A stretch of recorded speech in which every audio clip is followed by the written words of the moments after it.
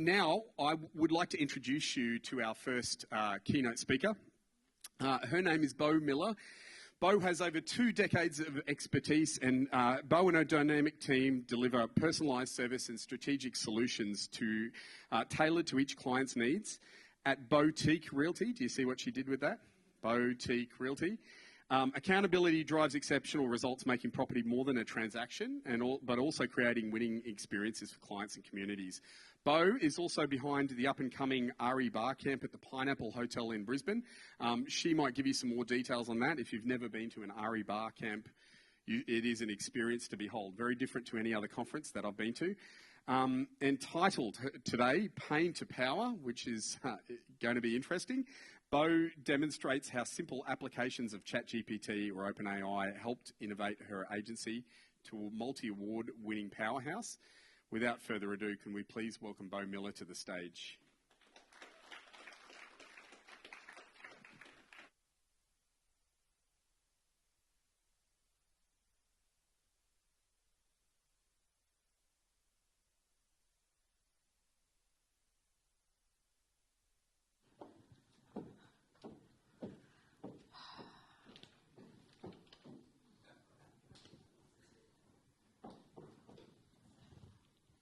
I want you to all try and guess what type of animal I am and maybe what type of game I'm playing.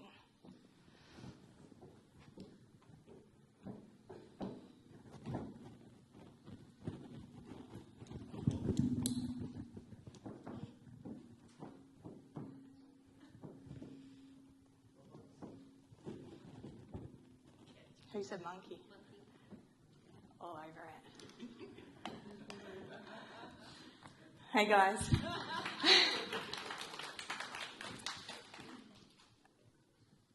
So I borrowed this headset from my 11-year-old son. Oh, here's my clicker. I saw these headsets at ARIC a few years ago, maybe 5 years ago. And I thought, it's a bit of a fad. Who's going to really want to use a VR headset to go and do an inspection on a property? But then COVID happened and we saw a lot of people doing these virtual walkthroughs, especially in the property management space, because you couldn't rent a house physically. A virtual tour you just kind of click through your Matterport and you're walking through the house. No one was wearing the headsets at that point, right? We were just clicking through. Technology's good. If you actually do put the headset on and have a click through, it's pretty cool. But it just really hasn't taken off. And so for me, it seemed a bit of a fad when I was at ARIC and I thought, yeah, no way. And it wasn't until recently that this kid got one for his birthday and I started to pay a little bit more attention. The one that we've got's a Facebook headset, MetaQuest, I think, Oculus, don't know, they've all got all these fancy names. But this kid, he is desperate to use it every single day. And the game I was playing is called Gorilla Tag, and it's where him and his mates jump into, they organise it on Facebook Messenger, they talk to each other and say, let's have a game of tag, and they're gorillas and they're walking through this virtual environment, tagging each other. And it's so animated and so exciting, and they're meeting up with people all over the world to play this Gorilla Tag game. It's actually quite annoying and scary if you want to get to the kitchen because Cody's arms are swinging and he is just like, he's so animated and so excited, and this is his world. This is a picture of he and I in my office actually preparing this presentation, and I was having a little bit of writer's block. I didn't quite know what I wanted to share with you guys that day. He's 11 and he will be buying property in his 20s. Now, my girlfriend's son is 17, and he's the one that got us into that. Now, he's going to be buying properties in 3 years. They own, they're property investors, they own a laundromat in Tasmania, and Corbin actually runs the vending machine in that business. So I have no doubt he's going to be a property buyer in a couple of years' time. Now, I'm pretty sure he doesn't want to be going to open homes on a Saturday, and I suspect he'll be using that VR headset. It's not very visible on the website platforms to do a virtual walkthrough. There's a little button next to the floor plan, you click on it. But if you click on it and you're in your VR headset, you can see the cobwebs that you forgot to sort out before the photographer came through. And I can tell you that from experience because I could see those cobwebs on the property I listed. So just a little bit of stats on these headsets. So 48 million households owned a VR headset in 2021. 65% of total sales were in 21 and 22. They're expecting a 21% growth rate between 2021 and 2028. It's being used in healthcare as a training tool. Patient rehabilitation, it feels really real when you're in there. I would rather live in there than in my dirty house sometimes. And it's treating phobias and disorders because I'm actually afraid of heights. And while I was playing gorilla tag, being given a very detailed instruction from my 11-year-old child with autism on how to be a gorilla properly with your hands, in that moment I felt a bit dizzy. I was falling off and it feels real. It feels like you're going to fall off the ledge. So it does give you those feelings that you would get when you're walking through a house that you love and you want to be in. So I really wanted to share that with you today as you open your minds and get ready to learn what you're going to learn over the next few days. Just because this technology that we talk about 5 years ago at ARIC isn't something we're using every day now because it doesn't suit us or our current consumer, it doesn't mean that the consumer that's coming next isn't already ready for it. And this kid is ready for it. So today my session is about how AI and ChatGPT can help you to price a property. And in this particular one, it's the exact one I did the virtual tour. It was actually my first virtual tour. I was really struggling. So I was in the process of selling my real estate business. My team didn't know that, and they're really good at upselling my services as a sales agent, and they got me the listing. And I'm thinking, I can't deal with a listing at the moment. I've got 275 properties to get ready for sale. And Jason's looking at me going, yep, getcha. So doing a CMA, I could do the CMA, but it didn't give me a huge amount of data. I hadn't sold in this suburb since 2020. Most of my database are investors. I deal a lot with property management. So the property I was selling in Jindalee, I knew was going to be a homeowner. There's no investor that's going to pay at that price point. The place is full of repairs. I just knew. It was a different market than I had buyers for. There wasn't that many sales in the previous 6-month period. I think there was 10 max. And also what I was looking at, there was no... like every property was different. So Jindalee, have we got any Brisbane agents here? Or are they all stuck in traffic? 1, 2, 3, 4. We've got a few. So Jindalee's a flood suburb. It has homes up on the hill that are like 8-bedroom homes with a tennis court and a swimming pool. It has a little 3-bedroom cottages that you can't swing when you're doing your VR in. It has 2 stories, single stories, renovated, unrenovated. It is just one of these markets that pure stats on a CMA doesn't really do it justice. So I turned to ChatGPT to help me.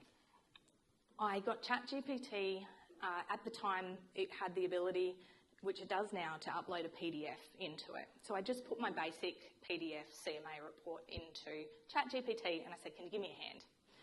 Can you walk me through the process of how we get to a slimmer price range? Because my CMA report was saying 860 to 1,100,000. My client's not going to be very happy with that range. They want to know, what are we doing? What are we marketing it at? And so, hang on, go back. Anyway, that is forward. Anyway, so the CMA report, put it in, and it gave me a little bit of information on what I needed to do to kind of bring that range down. It was helping me a little bit, but the problem is I'd priced the property back in October last year, And to me, it sounded like it had an 8 in front of it. A 9 just didn't feel quite right. But the data was starting to suggest that it was maybe a little bit more. And my client loves data. She works in a field where data is her business. So that's even trickier again, right? So the next thing that we did is I exported all of the data out of, and does this play? RP data, and I think CoreLogic's here today. So the next thing we did is we pulled out a list of all of the sales in the suburb. By doing that, I was able to then start to work out top to bottom and then compare it against what my CMA and my experience would be. I gave the client this data too. That is me doing it on screen, if you can see.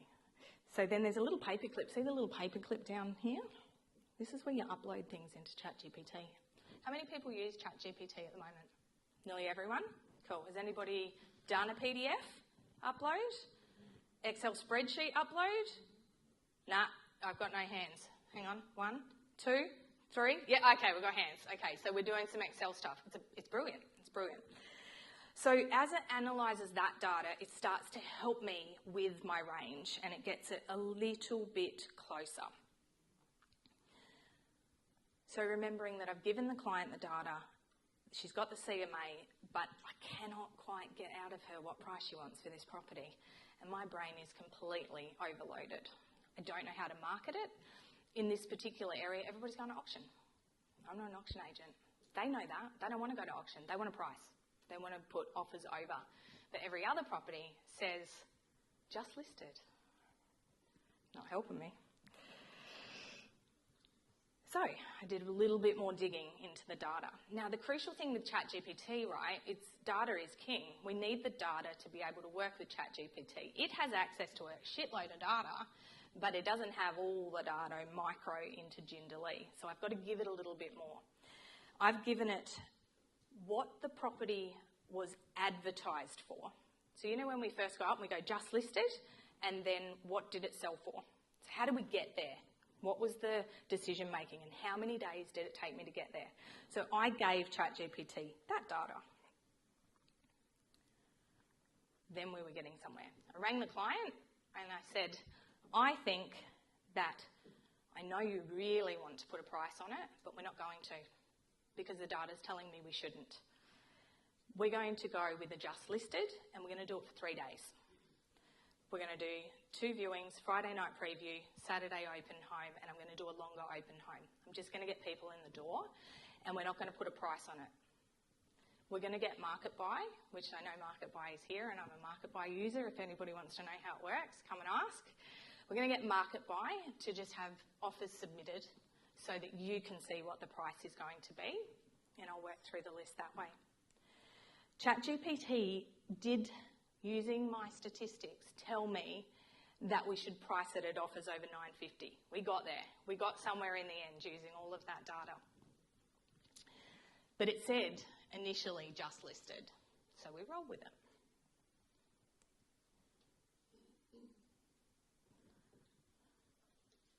Bang on.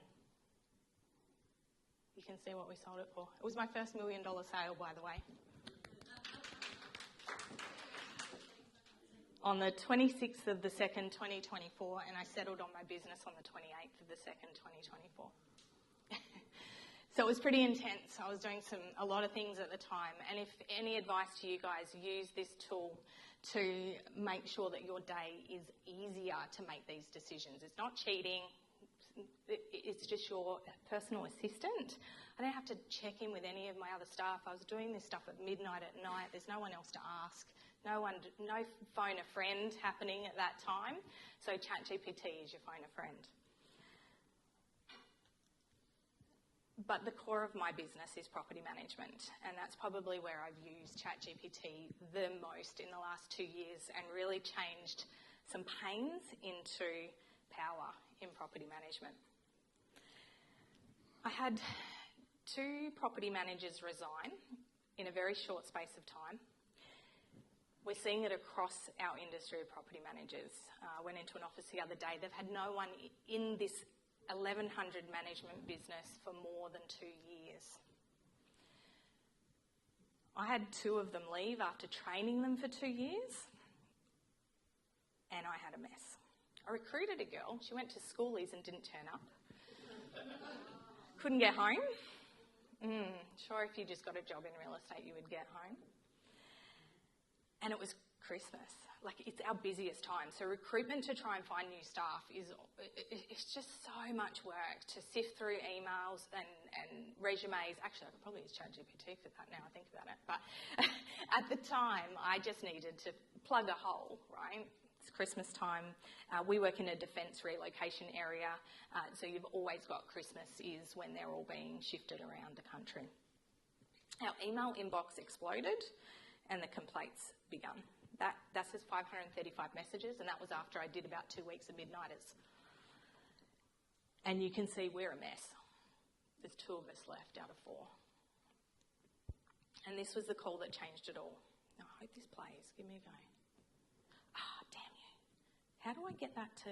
Can you click play on that? Thank you. I have a complaint to make. Oh no, is everything okay? I'm pissed because the girl that did the house inspection yesterday whinged about one fan in my bathroom and something about our lawn. What the hell was wrong with my freaking lawn? Are you fucking kidding me? Like, come on. I'm sorry, it's really frustrating me because I haven't bitched about any of the repairs to the house for years, and now all of a sudden that I make one request 3 months ago to have things fixed, I have had 2 inspections with constant notes on what I'm doing wrong in my house. Who wants to be a property manager?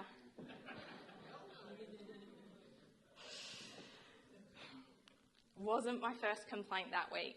So what had happened is I'd employed a new person. She had 0 experience, mature aged, so had life experience. And very much on the spectrum and very much a rule follower, so she followed my process to a T. But it appears maybe the previous property managers hadn't been. And so her 2 inspections really pipped her over the line. So the team and I were in the car back from an event in Brisbane. We'd been to an REIQ event and we got stuck in traffic. It seems to be a theme of Brisbane. The conversation in the car, we had to be tender because we knew that one of our property managers were very new. But in our chat, we're a problem business, so we're always looking for solutions. So I wanted to create some social engagement to actually get some evidence about how we can fix this routine inspection process, because it gives real estate agents a bad name. You know, we're down there. This was the post. So it's just a light bulb. I was doing a vacate inspection, light bulbs blowing, somebody didn't replace the light bulb. Simple stuff, but once you've got 10 things in a house, you know, it tends to upset somebody when you're telling them they missed a heap of things. And this is what happened. My Facebook blew up. So it's a touchy subject. It's a process that needs a complete overhaul. And that's what we did. Is that going to work? Yes. So we used that data, and this is a lot of data, to gauge what our clients were doing. Stuck it into OneNote, popped it into ChatGPT and said, I need you to review this feedback and tell me what I've got to do to fix the process. It's pretty cool. You just sit there and it does all the thinking for you. We're all thinking it, but we're all up to about here, right? Because we've got all this stuff we've got to do every day. Once we've got the data, we get Chat to be our assistant and just work us through what the process is that we need to improve in our business. So we were able to work out that we needed to be clearer in our expectations for the tenants. We weren't doing that very well. We needed to be more flexible in our timing of the inspection. We as property managers, we do a 2-hour window. We needed to maybe shorten that so that if somebody was home or they had other engagements, it didn't interfere with them. We also needed to set some expectations on how if they didn't do something that we needed done, that we communicated that to them. Because a lot of the time we're so busy once we've done the inspection, we forgot to go back and say, thank you, you did an amazing job. And that's that reward and recognition. And we had to be better at our reporting process. So we had a lot of clients telling us that we weren't reporting or were making assumptions that we weren't doing very well. Now, another big thing was grounds for rescheduling. So COVID hit us, we did virtual inspections. You'll all sit there and go, well, why didn't you keep doing virtual inspections? Because in COVID, our mental health levels dropped, our houses got dirtier, and the standard of living reduced. So as property managers, we had to go back in, get them back on track, and lift the standard of how we were caring for homes. It's a tricky job when everybody's mental health is struggling. We had to do that kindly, and we didn't always do it that way. But in using ChatGPT, we got better at doing that.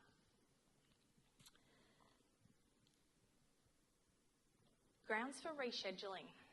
So you know what happens in a property management office?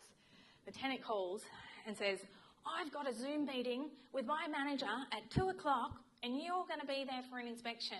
You can't come in. So you'll have to reschedule. Now, I run a business that needs to have a large window so I can fit as many routine inspections into that period. And if somebody drops one out in the middle because I need to reschedule and then I've got to go back to that suburb again because the tenant's got a Zoom meeting on, it's not going to work for my business. So, what are the grounds for rescheduling? Person takes the call and the whole office wakes up. Oh yeah, she does that all the time. And it disruptive.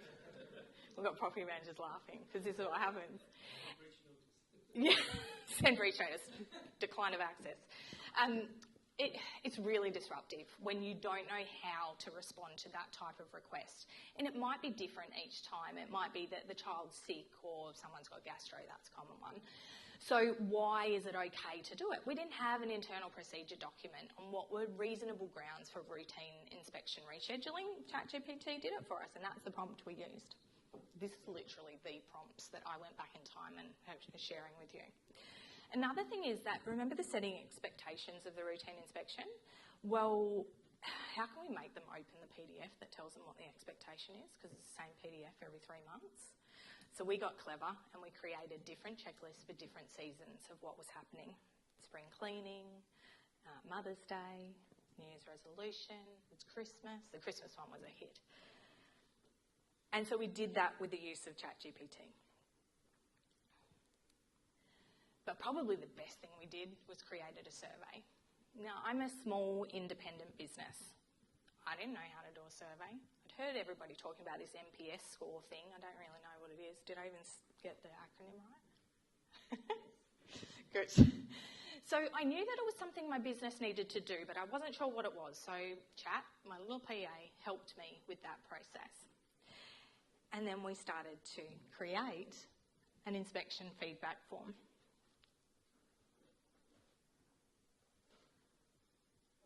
We worked out what our top areas for improvement still were after we got some feedback, what we still needed to work on, and that whole little score thing.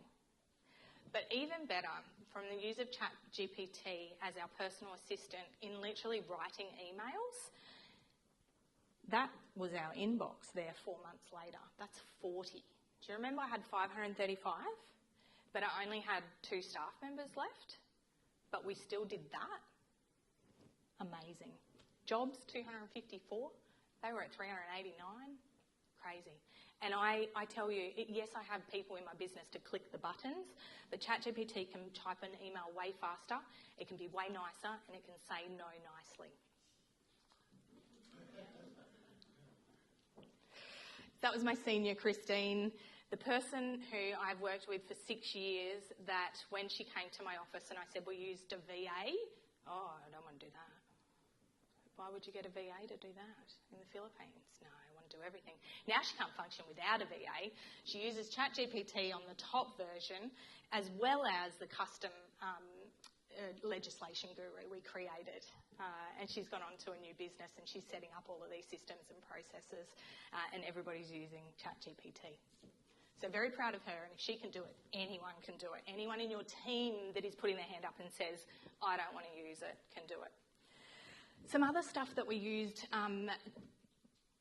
ChatGPT and social media for, just blog posts.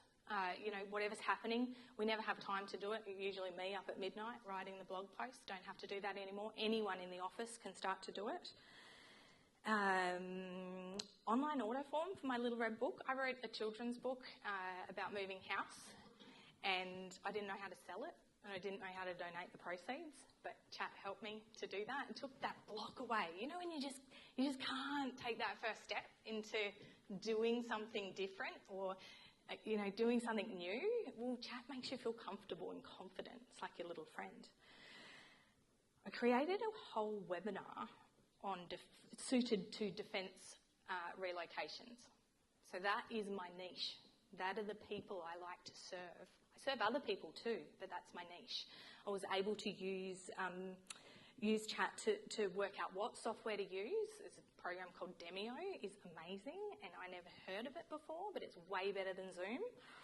And it enables you to share documents while you're doing the presentation in a really easy, downloadable way. It did all the images. I couldn't find very many images. I wasn't able to get anything Australian. I had to make stuff up as close as I could to that. So that's in a program called Discord.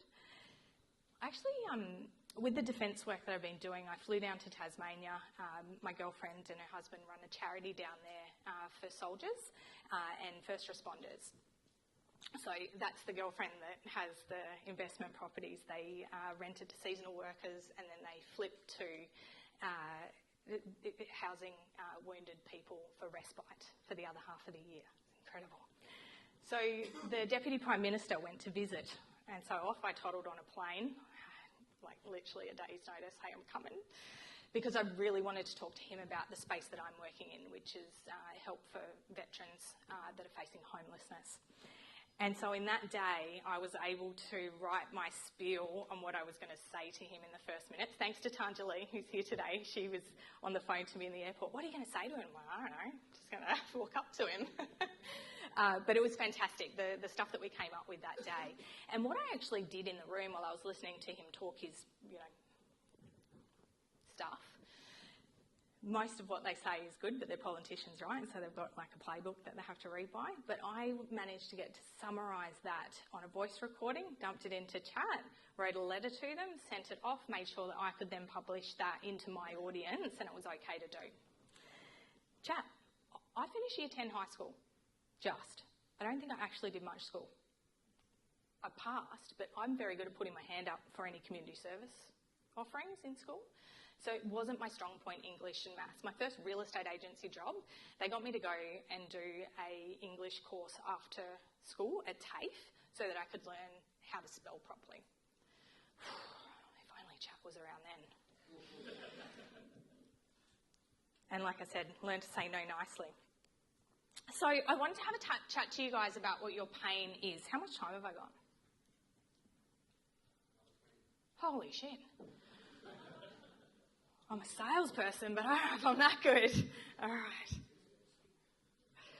right, what we're going to do, I've got my phone here, and it's got ChatGPT. What we are going to do, hopefully this works, and the internet's all good.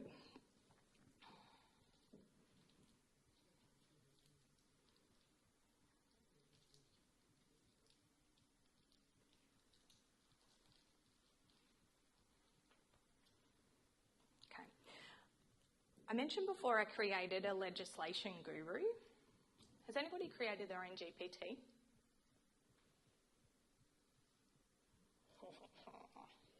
It is cool.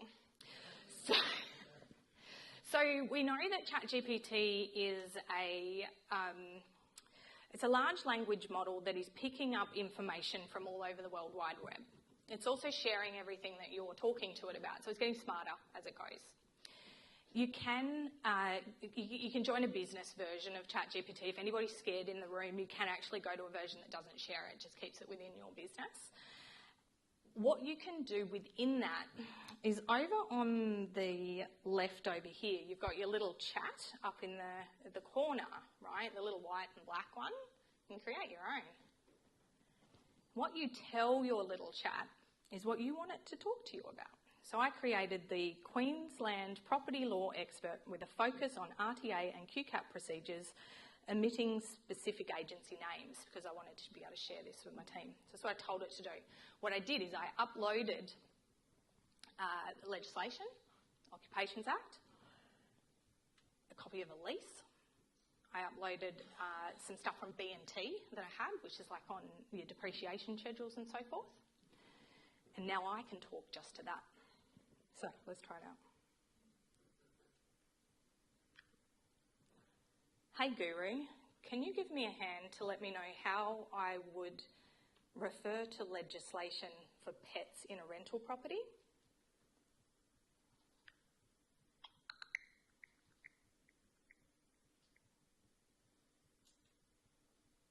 For information on pets in rental properties under Queensland legislation, you'll want to refer to the Residential Tenancies and Rooming Accommodation Act 2008. Generally, the Act requires tenants to seek permission from the landlord to keep pets. The landlord can include terms about keeping pets in the rental agreement, which might allow pets under certain conditions or prohibit them entirely. If you have specific scenarios or further questions about how this might apply in different contexts, let me know.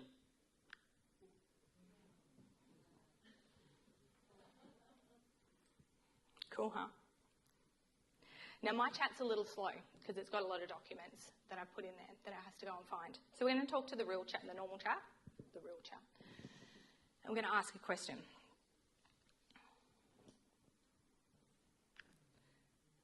Hey chat, I'm a real estate agent in an acreage suburb of Beau Desert, and I need to create a marketing plan that will enable my business to get new clients in acreage suburbs. What would you suggest? Hi, Beau. For marketing your real estate business in acreage suburbs, it's essential to focus on the unique aspects that attract buyers and sellers to these areas. Here are some strategies you might consider. First, emphasize the lifestyle and benefits of living in acreage properties through your marketing materials. This could include highlighting the privacy, space, and connection to nature that these properties offer. Use high-quality photos and videos to showcase the beauty of the land and the homes. This personal touch can make a big difference in acreage suburbs, where community ties are often strong. Another approach is to leverage digital marketing. Utilize social media platforms to target ads geographically and share content that resonates with the interests of potential acreage property buyers or sellers, such as sustainability, outdoor activities, or farming. Considering your expertise, creating valuable content around the benefits of property investment in these areas, including potential returns, privacy, and customization opportunities, could position you as a thought leader. Networking with local businesses and community. Could you please help me on some social media strategies and community service options that highlight the fact that I love motorbikes and would help me to grow my business? Absolutely, Beau. Integrating your passion for motorbikes into your social media and community service strategies can create a unique personal brand that resonates with like-minded clients. Here's how you might go about it. For social media, you could create content that ties together motorbikes and real estate. For example, you could start a video series featuring scenic motorcycle rides around the acreage properties you're selling. This not only showcases the properties, but also highlights the lifestyle and accessibility of these areas for motorbike enthusiasts. You could also share stories or posts about how motorbike-friendly various properties are, discussing elements like garage space, scenic nearby routes, and community aspects relevant to motorbike owners. Community service options could include organizing or sponsoring motorbike-related events in the community. This could be a charity ride that starts or ends at a property you're showcasing, or motorbike meetups that include discussions on acreage living. Such events could position you How cool is that?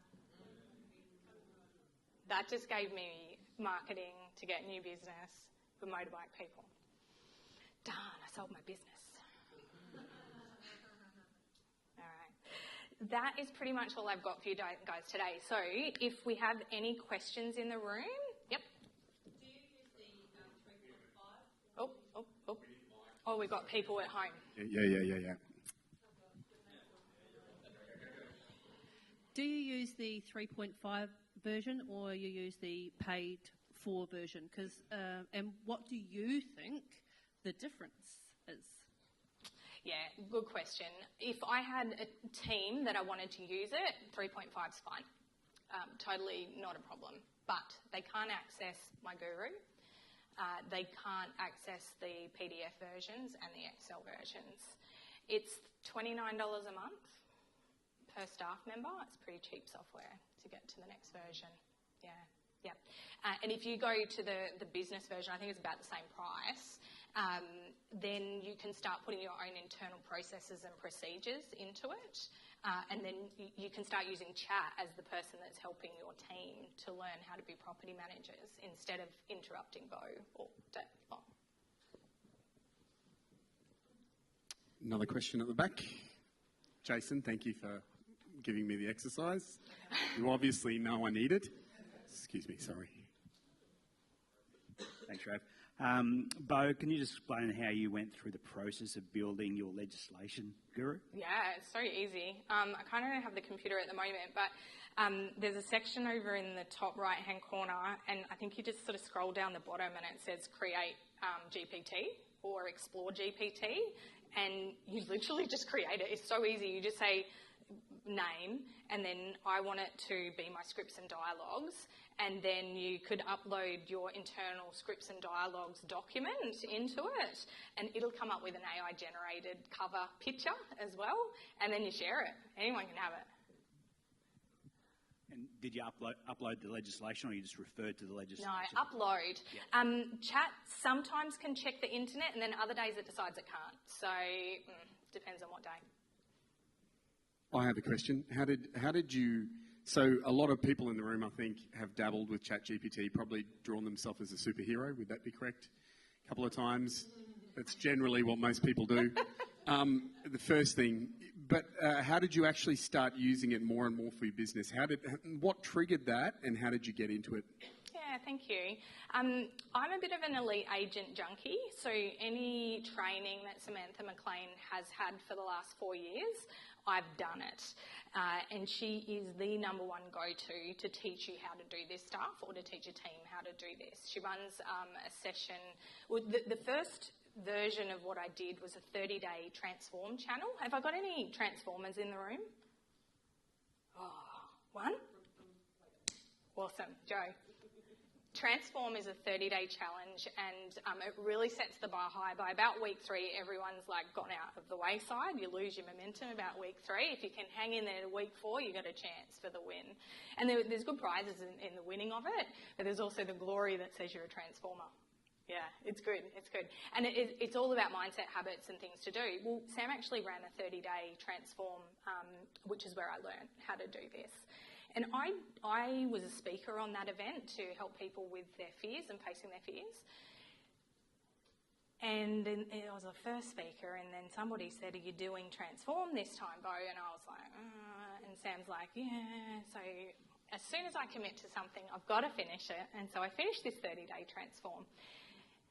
And it was really cool. So you would use ChatGPT to write a prompt, and then other people would come in and rank your prompts and give you suggestions on how you could improve that prompt to get better data.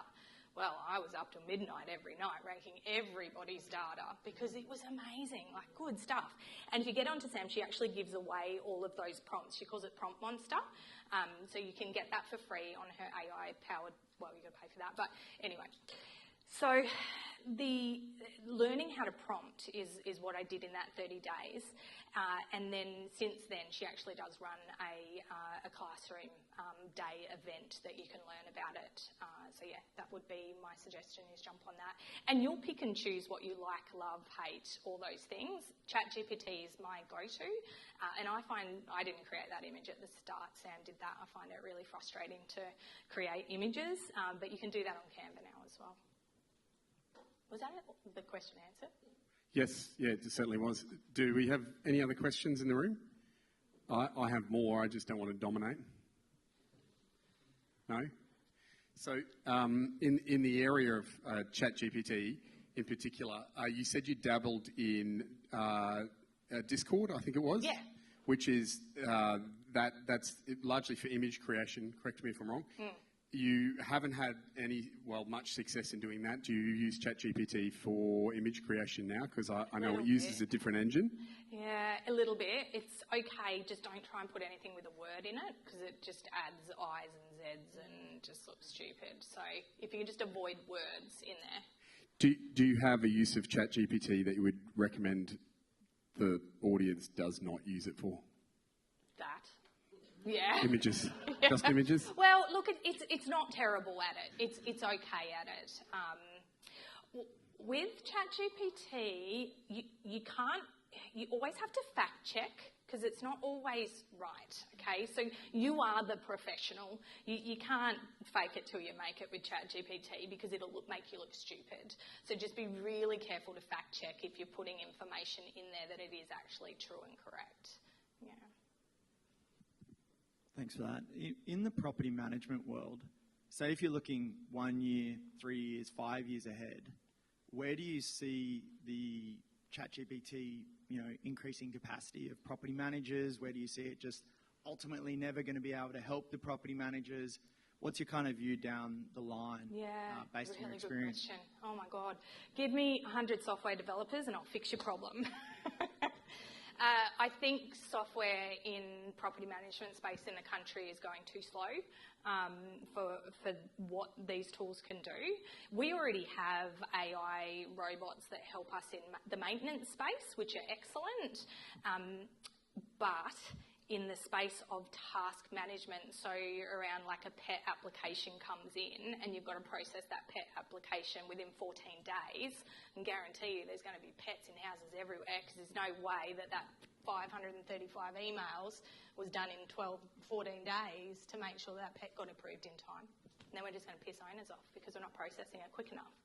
So to answer your question, ChatGPT can make our property managers right now faster at what they're doing, no doubt about it. They've just got to adapt the tool, use it to get them typing. These hands are getting old, right? I'm a fast typer, but I cannot beat ChatGPT. I never will beat it. So once we start using it for the typing, I think that's where it will make it faster. And if the software programs that we've got now that have the messaging servers in them, if they start to guess the replies on the messaging, it'll be all good. But I haven't spoken to anyone that can do that yet.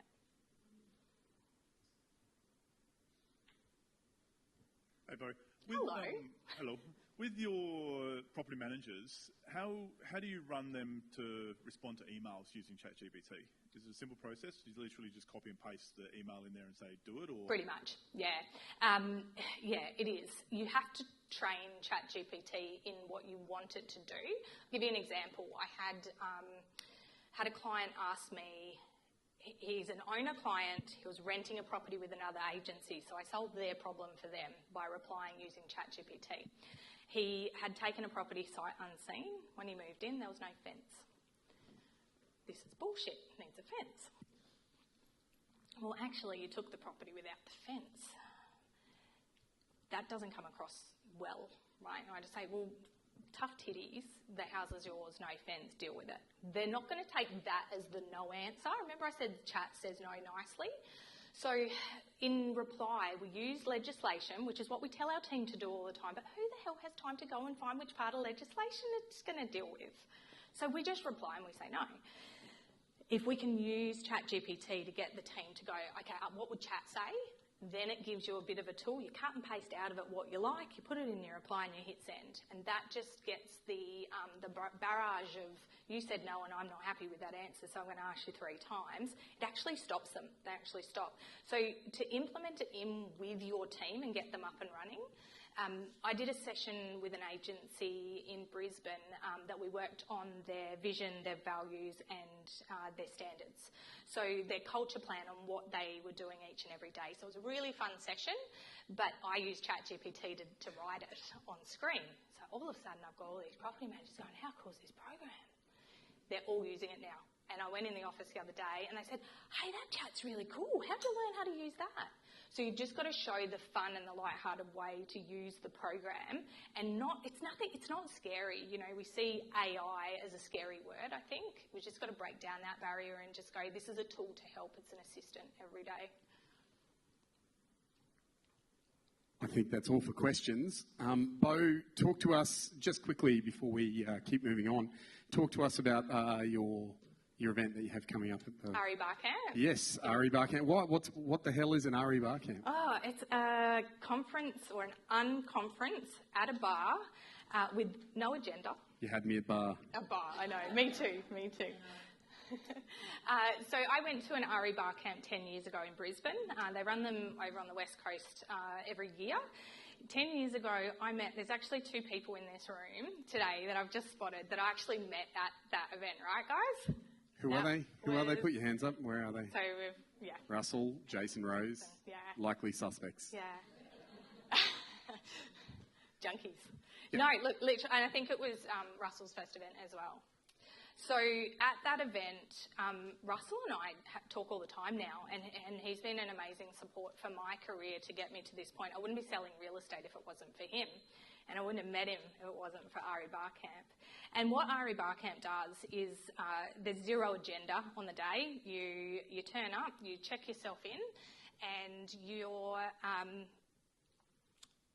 got a whiteboard. There's none of this flashy stuff, just a whiteboard and a pen, and everyone screams out what they'd like to talk about for the day. Pick your own path. They used to have books like you can choose to go this direction. Super cool. Bunch of experts to talk about it in the room. No one's selling stuff at you, so sorry vendors, if you turn up, you're not allowed to sell your products. You've just got to talk about things that are relevant. Have I nailed that, Jason? Perfect. Yeah. Talk about what you've got on the board. Just thanks. Somebody fix that. No. So I've given you guys free downloads for property management and sales. There's a video in there as well as the prompts that I've used to get your surveys done for property management, or how to upload, so you don't have to remember how to upload the PDF for sales. And I've also just given you some old school checklists as well that I used in my business on, list to sold and your new tenant and your new owner checklist, so that might be useful. I know checklists, you can still use them these days. I still like a bit of paper, but there's heaps of AI tools, and I've given you some tips on options in there as well. So feel free to grab it. Please give Beau Miller a big Sunshine Coast, Surfers Paradise. Thank you. Force of habit. Well done. Thank you. Beau, you hanging around for a bit afterwards? So at the morning tea break, if you've got any questions, I'm sure you do. There's people who don't feel comfortable speaking in this forum. Please attack Beau later, gently, and ask her the questions that you need then. I'd like to introduce someone very